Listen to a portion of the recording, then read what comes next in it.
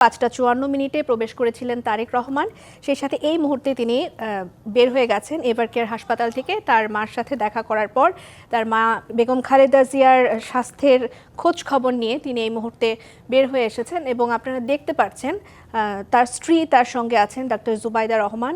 তিনিও বেগম খালেদা জিয়াকে দেখবার জন্য, তার শারীরিক অবস্থা জানবার জন্য তারেক রহমানের সাথে তিনি প্রবেশ করেছিলেন। এবং এর সাথে বলে রাখি, হাসপাতালে তার সঙ্গে বিএনপি স্থায়ী কমিটির সদস্য সালাউদ্দিন আহমেদ, এজেডএম জাহিদ হোসেন এবং দলের শীর্ষ পর্যায়ের নেতাকর্মীরা তার সাথে এখানে প্রবেশ করেছিলেন। আমরা যতদূর জেনেছি তিনি এখন এভারকেয়ার হাসপাতাল থেকে তার গুলশানের যে বাসভবন সেখানে তিনি যাবেন এবং সেখানে নিশ্ছিদ্র নিরাপত্তা ব্যবস্থা জোরদার করা হয়েছে। তারেক রহমান এই মুহূর্তে আপনারা দেখতে পাচ্ছেন নেতাকর্মীদের সঙ্গেই আছেন। তিনি হেঁটে হেঁটে যেই বাসটিতে, লাল সবুজ যেই বাসটিতে তিনি উঠেছিলেন সেই বিমানবন্দর থেকে তারপর 300 ফিটে তিনি সংবর্ধনায় গিয়েছিলেন এবং সেখান থেকে তিনি আবার এভারকেয়ার হাসপাতালে এসেছেন, সেই বাসটিতেই এখন আবারও প্রবেশ করছেন।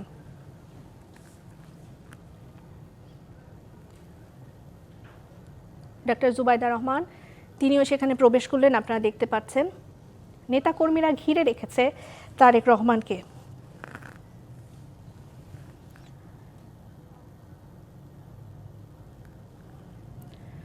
আপনারা জানেন দীর্ঘ 17 বছর পর তারেক রহমান দেশে ফিরেছেন,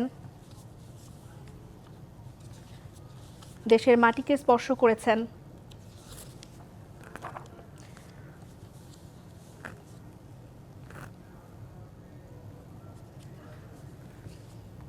প্রস্তুতি চলছে, তিনি গুলশানে যাবেন, সেখানে তার বাসভবনে থাকবার জন্য প্রস্তুতি যে নেওয়া হয়েছে সেখানেই তিনি যাবেন।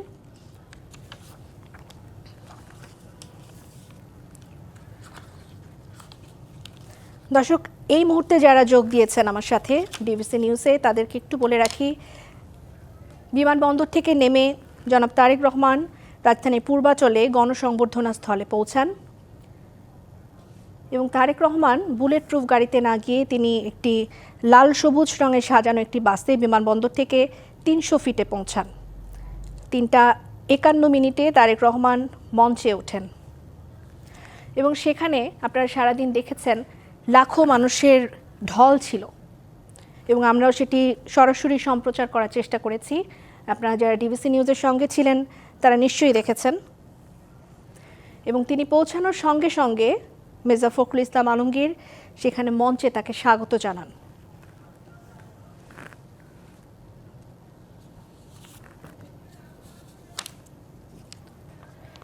এই তাকে বহনকারী যেই বাসটি আপনারা দেখতে পাচ্ছেন, তাকে বহনকারী বাসটি, লাল সবুজ বাসটি এই মুহূর্তে ছেড়ে গেছে, এভারকেয়ার হাসপাতালের গেট থেকে আস্তে আস্তে বের হয়ে যাচ্ছে।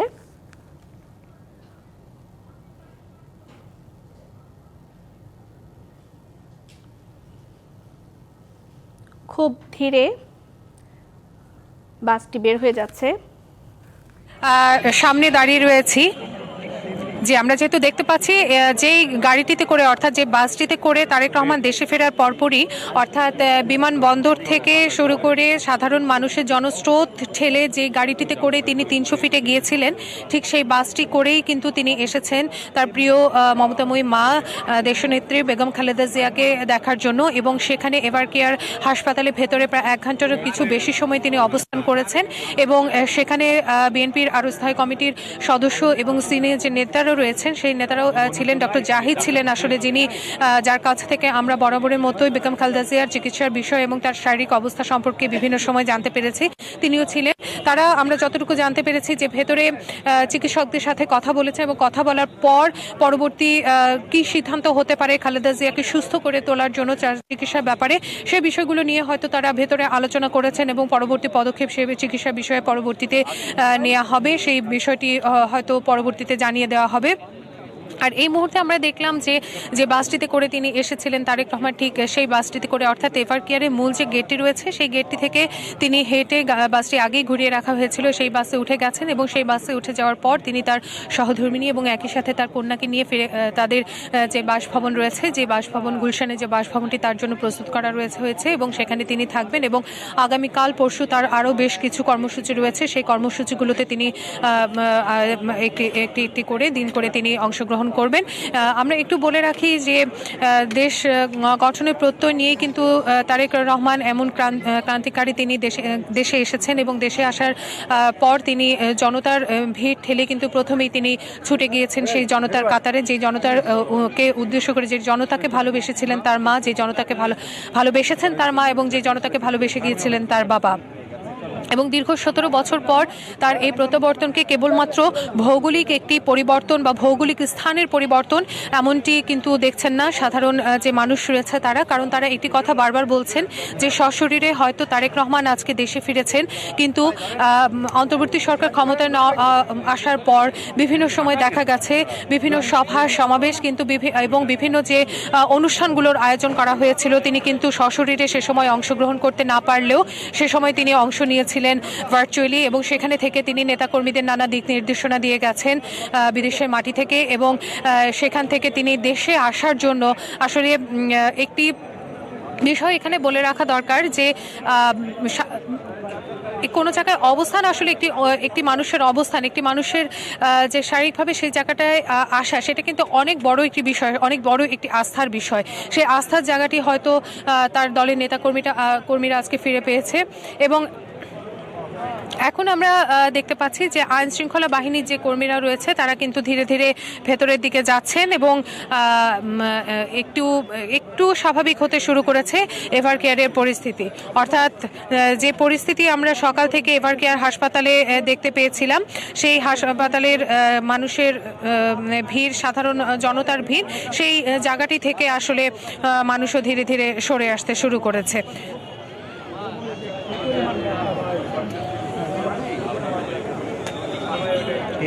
শেষ গেছে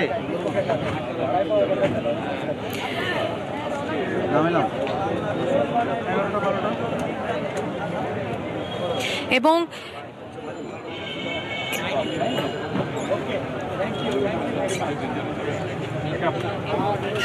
একটি বিষয় বলে রাখি রেদনা, যে এখানে নেতাকর্মীরা যারা এসেছেন তারা কিন্তু একটি কথাই বারবার বলছেন যে তারা যে কেবলমাত্র তারেক রহমানকে এক নজর দেখতে এসেছেন, তারা এখানে এসেছেন তাদের প্রিয় নেতাকে একটু এক নজর দেখার জন্য। দীর্ঘ 17 বছর পর তিনি দেশে এসেছেন এবং এখনও কিন্তু আমরা দেখেছি নেতাকর্মী যারা বিভিন্ন দলের, বিএনপির যে নেতাকর্মীরা রয়েছে বা দলের যে অন্য বা অনেকেই কিন্তু এখানে রয়েছে এবং তারেক রহমানকে দেখার জন্য তিনি যখন বেরিয়ে যাচ্ছিলেন তখনও কিন্তু তারা দীপ্ত কণ্ঠে স্লোগান দিয়েছেন, তারেক রহমান বলে তারা স্লোগান দিয়েছেন। তবে সবসময় এখানে দেখা গেছে তাদের মধ্যে কিন্তু একটি নীরবতায় আসলে এখানে ছিল, যেহেতু ভেতরেই আইসিইউতে তাদের প্রিয় নেত্রী বেগম খালেদা জিয়া চিকিৎসাধীন অবস্থায় রয়েছেন এবং ভেতরের হয়তো তাদের ছেলে এবং মার মধ্যে যে একটি অনেক বছর পর, আসলে আমরা যদি বলি যে লন্ডনের মাটিতে হয়তো মার সাথে ছেলের দেখা হয়েছে এই বছরই দীর্ঘ 7.5 বছর পর, কিন্তু বাংলার মাটিতে, নিজের দেশের মাটিতে কিন্তু দীর্ঘ 17 বছর পর মা ছেলের দেখা হয়েছে। এবং আমরা যদি একটু ক্যামেরার সাহায্যে আপনাদেরকে দেখাই যে তারেক রহমান বেরিয়ে যাওয়ার পর অন্য যারা রয়েছেন আসলে তার সাথে এভার কেয়ার হাসপাতালে প্রবেশ করেছিলেন, একে একে করে তাদের গাড়িগুলোও কিন্তু বেরিয়ে যাচ্ছে এবং তাদের গাড়িগুলো এভার কেয়ার যে এলাকা সেই এলাকাটি ছেড়ে যাচ্ছে। এবং একটি বিষয়, আজকে তারেক রহমান যখন 300 ফিটে জনসভায় বক্তৃতা দিয়েছেন তখন তিনি একটি কথা বলেছেন, সবার আগে তিনি জনগণের কাছে ফিরে গেছেন, জনমানুষের কাছে ফিরে গেছেন। তার একটি মাত্র কারণ হচ্ছে তিনি সবসময় চেয়েছেন তার মা যে মানুষগুলোকে ভালোবেসে গেছেন, সেই মানুষগুলো তার জন্য দীর্ঘ সময় অপেক্ষা করেছিল, সেই মানুষগুলোর কাছে কিন্তু তিনি আগে গিয়েছিলেন এবং 300 ফিটের সংবর্ধনা মঞ্চে তিনি বক্তব্য শেষে তারপরে কিন্তু তিনি মায়ের সঙ্গে দেখা করতে এভার কেয়ার হাসপাতালে এসেছেন। এর আগে সারাদিনের কর্মসূচির কথা যদি একটু বলি, দুপুর 12টা 35 মিনিটে তিনি বন্দর থেকে সড়ক পথে একটি বিশেষ বাসে করে, যে বাসটি আপনাদেরকে আমরা দেখাতে পেরেছি, একটি লাল সবুজের বাসে করে তিনি 300 ফিটের উদ্দেশ্যে রওনা দেন। সেখানে তিনি দলীয় নেতাকর্মীদের সাথে রাস্তায় আমরা দেখেছি যে দলীয় যে নেতাকর্মীরা রয়েছে, বিভিন্ন শ্রেণী পেশার মানুষ রয়েছে, হাজার হাজার মানুষ আমরা দেখেছি যারা ঢাকার বাহির থেকেও তারা এসেছেন গত রাতে এই কনকনে শীতকে উপেক্ষা করে। এখনো দেখতে পাচ্ছি তারা অনেকেই তাদের যে দলীয় পতাকা, সেই পতাকা হাতে দাঁড়িয়ে রয়েছে। নেতাকর্মীরা রাস্তার দুধারে হাত নেড়ে তাকে স্বাগত জানিয়েছেন। 3 ঘন্টা 15 মিনিট পর মঞ্চে পৌঁছান তিনি, অর্থাৎ বিমানবন্দর থেকে 3 ঘন্টা প্রায় 15 মিনিট তার লেগে গিয়েছিল তারেক রহমানের যে মঞ্চেও তিনি বক্তব্য দিয়েছেন সেই মঞ্চে পৌঁছতে। এবং দুপুর 11:45 তার বিমানটি শাহজালাল আন্তর্জাতিক বিমানবন্দরে অবতরণ করে। তারেক রহমানকে বহনকারী বিমানটি, এর মাধ্যমে দীর্ঘ 17 বছর পর দেশে ফিরলেন তারেক রহমান। ইমিগ্রেশন প্রক্রিয়া সম্পূর্ণ হওয়ার সময়ও কিন্তু আমরা একটি বিষয় দেখেছি যে বিমানবন্দরে ভিআইপি লাউঞ্জে তারেক রহমানকে প্রথমে ফুল দিয়ে স্বাগত জানান দলের মহাসচিব মির্জা ফখরুল ইসলাম আলমগীর, তারপর বিএনপি ভারপ্রাপ্ত চেয়ারম্যান মির্জা ফখরুলের পাশাপাশি স্থায়ী কমিটির সদস্যদেরকেও কিন্তু আমরা তাকে আলিঙ্গন করতে দেখেছি। এছাড়া উপস্থিত নেতারাও তার সাথে কুশল বিনিময় করেছেন। এরপর ফুলের মালা দিয়ে তাকে বরণ করে নেন তার শাশুড়ি। এ সময় সঙ্গে ছিল তার স্ত্রী জুবাইদা রহমান এবং মেয়ে জাইমা রহমান। দেশে থাকা পরিবারের যে সদস্যরা রয়েছে সেই সদস্যদের সাথেও তিনি হয়তো দেখা করবেন এবং বিমানবন্দর থেকে বের হওয়ার পর 300 ফিটের উদ্দেশ্যে তিনি রওনা দেন সেই গাড়িটি করে এবং বিমানবন্দর থেকে বের হন সহধর্মিনী জুবাইদা রহমান এবং তার সন্তান জাইমা রহমান। তারা গুলশানের বাসভবনে সে সময় চলে যান। এবং আজকের এই যে তিনি বের হয়ে গেলেন, এর মধ্য দিয়ে হয়তো আজকে তার দিনের যে কর্মসূচিটা রয়েছে সেই কর্মসূচিটা হয়তো আজকে শেষ হচ্ছে। আগামীকাল তার যে কর্মসূচি রয়েছে, অর্থাৎ তিনি কবর জিয়ারতে যাবেন এবং আরও বেশ কিছু কর্মসূচি আমরা জানতে পেরেছি। সেই কর্মসূচি আপনাদেরকে জানানো হয়েছে ইতিমধ্যেই। সেই কর্মসূচিগুলো পালনের জন্য তারা হয়তো যাবেন। এবং নিরলসভাবে সকাল থেকে আমরা দেখতে পাচ্ছি আইনশৃঙ্খলা বাহিনীর যে সদস্যরা রয়েছেন তারা কিন্তু একেবারে স্ট্যান্ড বাই রয়েছেন যে কোনো রকমের প্রতিকূল পরিস্থিতি এবং অতিরিক্ত ভিড়ভাট্টা ঠেকানোর জন্য। কারণ আমরা আসলে যেমনটি বলছিলাম 17 বছর আমরা দেখতে পাচ্ছি যে নেতাকর্মীরা তার সাথে এসেছিলেন, একটি করে গাড়ি করে তারা কিন্তু বের হয়ে যাচ্ছেন এবং তারা বের হয়ে যাচ্ছেন এবং এখন তিনি তার বাসভবনের উদ্দেশ্যে রওনা হয়েছেন এবং এই বাসভবনে তিনি হয়তো কাকলি বনানী হয়ে তার বাসভবনের উদ্দেশ্যে গিয়ে পৌঁছাবেন, এরকম একটি তথ্য আমাদের কাছে এসেছে। একটু বলে রাখি যে গতকাল বাংলাদেশ সময় রাত 12:15 তারেক রহমান বাংলাদেশের উদ্দেশ্যে তার স্ত্রী এবং তার একমাত্র মেয়েকে নিয়ে রওনা হয়েছেন এবং তাকে বহনকারী যে BG202 ফ্লাইটটি স্থানীয় সময় 6:15 অর্থাৎ স্থানীয় যে লন্ডন সময় 6:15 লন্ডন হিথ্রো বিমানবন্দর থেকে ঢাকার উদ্দেশ্যে রওনা হয় এবং সেটি একটি যাত্রা বিরতি হয় 1 ঘন্টার সিলেটে। সেখানেও উৎসুক জনতা যারা ছিল তারা সবাই ভিড় করেছিলেন যে তারা তারেক রহমানকে এক নজর দেখার জন্য। সেখানেও তাকে বরণ করার উদ্দেশ্যে হাজারো মানুষের ভিড় ছিল, লাখ লাখ মানুষের ভিড় ছিল এবং তারপর তাকে যখন নিয়ে আসা হয় তিনি যখন আসেন ঢাকায়ও তাকে জনসংবর্ধনা দেওয়া, আসলে এটাকে একটি রাজকীয় সংবর্ধনা কিন্তু বলা যেতে পারে।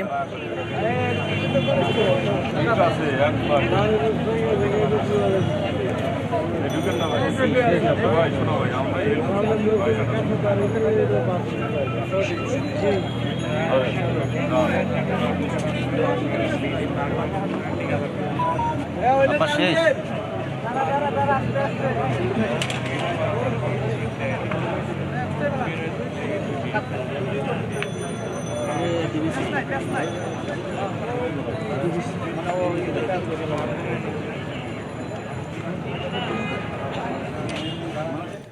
দর্শক, আমাদের সহকর্মী বলছিলেন রিফাত তাসনুভা যে তারেক রহমানের যে গাড়ি বহর সেটি গুলশানের পথে আছে, বনানী হয়ে কাকলি হয়ে তারপর গুলশানে পৌঁছবে।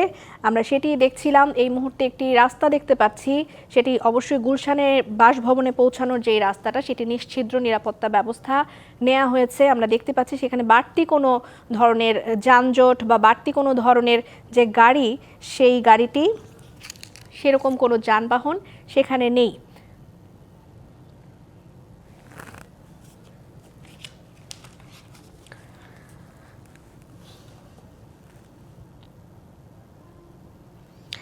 17 বছরের নির্বাসিত জীবন থেকে ফিরে ভবিষ্যৎ বাংলাদেশ গড়তে নিজের একটি পরিকল্পনা থাকার কথা বিএনপির ভারপ্রাপ্ত চেয়ারম্যান তারেক রহমান জানিয়েছিলেন সভাস্থলে, এবং তিনি বলেছিলেন আই হ্যাভ এ প্ল্যান।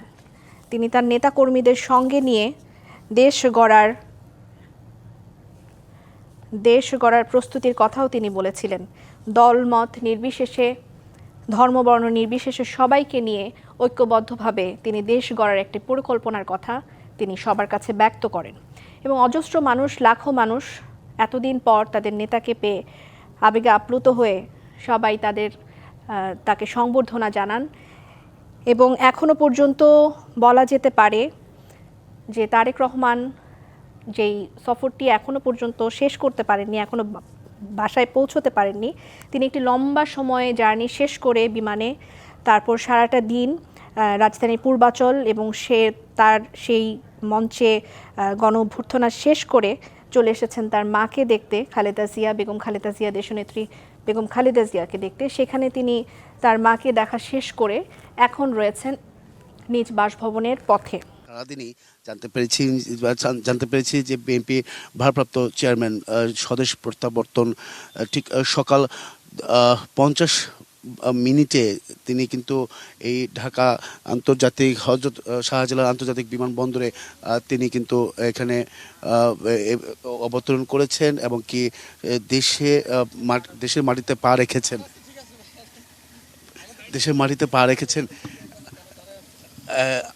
আমরা যাবো সামনে যাবো।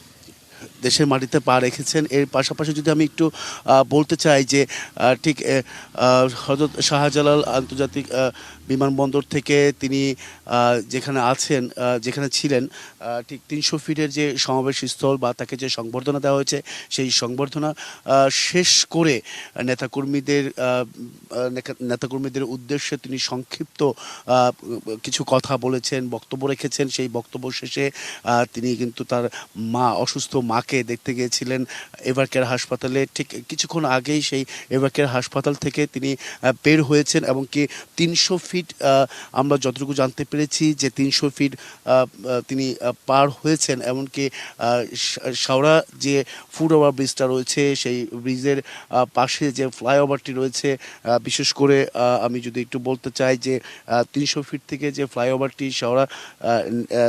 শাওরা পর্যন্ত এসেছে, সেখানেই কিন্তু আমরা অবস্থান করছি এবং কি পুরো নিরাপত্তা ঢেলে সাজানো হয়েছে। আমরা সকাল থেকে দেখেছি তার আগমন উপলক্ষে সরকারের পক্ষ থেকে এবং কি বিএনপির পক্ষ থেকে, দুই পক্ষ থেকে কিন্তু নিরাপত্তা ব্যবস্থা কিন্তু ঢেলে সাজানো হয়েছে এবং কি সেই বহাল বা নিরাপত্তার যে চাদর ঢেকে রাখা হয়েছে, সেই নিরাপত্তাটি কিন্তু এখনো বহাল রেখেছে। সেই একদম নীরবতা দেখা যাচ্ছে। পুরো সড়কটি কিন্তু আসলে বন্ধ করে দেওয়া হয়েছে। আমরা যতটুকু জানতে পেরেছি যে কিছুক্ষণের মধ্যেই বিএনপির ভারপ্রাপ্ত চেয়ারম্যান তিনি এই কাকলী বনানী যে সড়কটি রয়েছে সেখানে তিনি প্রবেশ করবেন এবং কি এখান থেকে মূলত তিনি তার নিজ বাসা গুলশান 2-এর যে 196 নম্বর বাসা, সেখানে তিনি কিন্তু যাচ্ছেন। সেই উদ্দেশ্যেই এভারকেয়ার হাসপাতাল থেকে তিনি বের হয়েছেন। বলতে গেলে যে তারেক রহমান, বিএনপির ভারপ্রাপ্ত চেয়ারম্যান তারেক রহমান, তিনি আমরা যেটা জেনেছি বা সেই যে বক্তব্য, সেই বক্তব্যটা আসলে যেটা বোঝা যাচ্ছে বা সাধারণ মানুষ থেকে শুরু করে প্রত্যেকেই সাধুবাদ জানিয়েছেন তার বক্তব্যের। যেটা হচ্ছে দীর্ঘ 17 বছর যে দেশের মাটিতে বক্তব্য দিয়েছেন তিনি, তার প্রতিহিংসার যে বক্তব্য তিনি কিন্তু সেটা বেছে নেননি। সেই বিষয়টা কিন্তু সাধারণ মানুষ থেকে শুরু করে দলের নেতৃবৃন্দরা রয়েছেন এবং কি অন্যান্য দলের যারা নেতৃবৃন্দ রয়েছেন তারাও কিন্তু আসলে বিষয়টা উল্লেখ করেছেন। এর পাশাপাশি এই বক্তব্যে কিন্তু আমরা দেখেছি তার রিমান্ডের নির্যাতন, অত্যাচার, মামলা, দেশ থেকে নির্বাসিত করার বিষয়েও কোনো শব্দ উচ্চারণ কিন্তু করেননি তিনি। আমরা দেখতে পাচ্ছি যে ইতিমধ্যেই একটি যে প্রোটোকলের যে গাড়িটি, সেই গাড়ি আমরা একটি দেখতে পাচ্ছি। সেখানে ইতিমধ্যে আমরা সেই গাড়িটি কিন্তু প্রবেশ করেছে যে বিএনপির ভারপ্রাপ্ত চেয়ারম্যানের যে গাড়ি বহর, সেটা কিন্তু আমরা দেখানোর চেষ্টা করছি।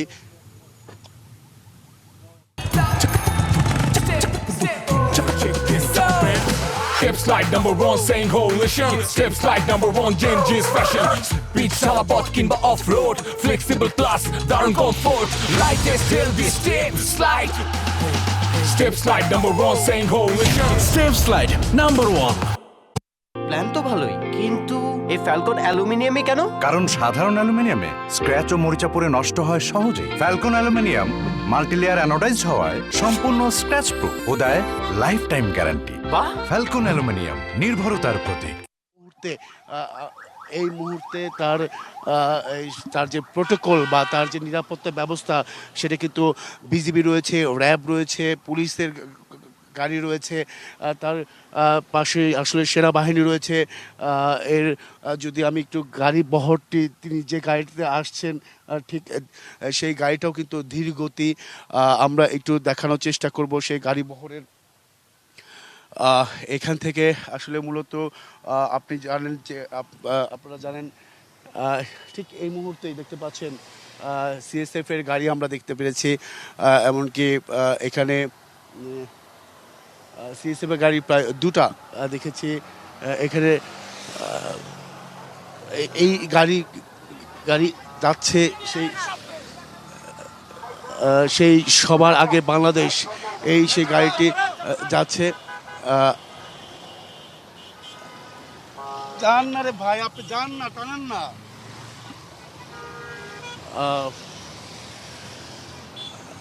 সেই গাড়ি বহরে কিন্তু আমরা আছি। দেখতে পাচ্ছেন গাড়িটি ঠিক এখন আমরা যদি একটু দেখাতে চাই, সেই গাড়ি বহরটি এখন আর্মি স্টেডিয়াম রেডিসনের সামনে দিয়ে অতিক্রম করছে। এই মুহূর্তে বিএনপির ভারপ্রাপ্ত চেয়ারম্যান তারেক রহমান তার এই গাড়ি বহরটি ঠিক রেডিসনের সামনে। এখনও কিন্তু নেতাকর্মীরা বা সেনাবাহিনীর যে একটা নিরাপত্তা ব্যবস্থা, এখনও নেতাকর্মীরা তাকে স্বাগত জানাচ্ছেন এবং কি প্রিয় নেতাকে একবার দেখার জন্য মূলত তারা দীর্ঘ সময় দাঁড়িয়ে আছেন।